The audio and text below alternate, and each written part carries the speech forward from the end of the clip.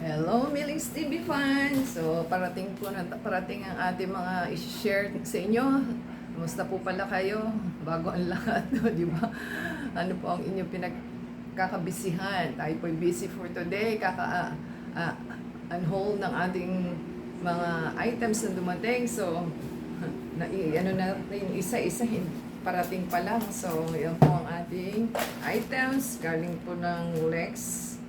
At ang alam ko dito is para hindi po ma-surprise na buksan na lang po natin. Yan. Naka-plastic, naka-bubble wrap, at naka-box. So, di ba? Kompleto siya. Naka-box, naka-bubble wrap. Okay. Powerful. Hindi kaya ng energy. So, maganda po. At naka-bubble wrap na, naka-box pa. Gusto ko siya. Maganda yung packaging niya. At mo, kanyang magandang items. Ang tanong is, ano to? Anong nakalagay? Ayan. Yehey!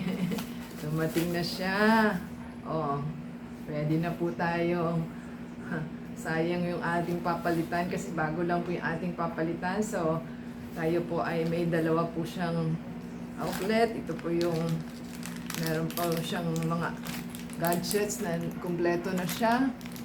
Isasalpak na lang po natin. So, yan po ang faucet na pabukas, pasara. Ito po, kaya lang sana po matibay at hindi maputol, di ba? Mabigat. May mabigat na kamay is wala na, patay na tayo dyan. Yun, parang hindi siya nakaano. Ito po yung open and close, yan, yung isang open, isang close. Sa tig-isa po siya. So maganda po ito, nagkantos po tayo sa Ace at pagkamahal-mahal po niya. 400 to 500 po ang sa Ace. So ang items po natin is only 300 something. Nakasave na po tayo kasama yung ang items it's 333. Plus the shipping po 363.51. So kung wala po kayong budget at sa virtual kayo tumingin, sa online po kayo tumingin kasi mas mura po siya kahit pa siya meron siyang delivery. Kasi kung 300 plus 363.51 with the shipping compared sa 400, 500 sa virtual. So, mahal po nakakalos ako sa Ace. So, bago ko po talagang i-purchase is talaga nag-canvas po muna tayo. So, maganda po ang ating item kasi stainless po siya. Yan. Ito po yung open close. Ganun po yung sa gripo. Ito naman. So, may kakabit na natin siya. Sa wakas, ang ating shower rod.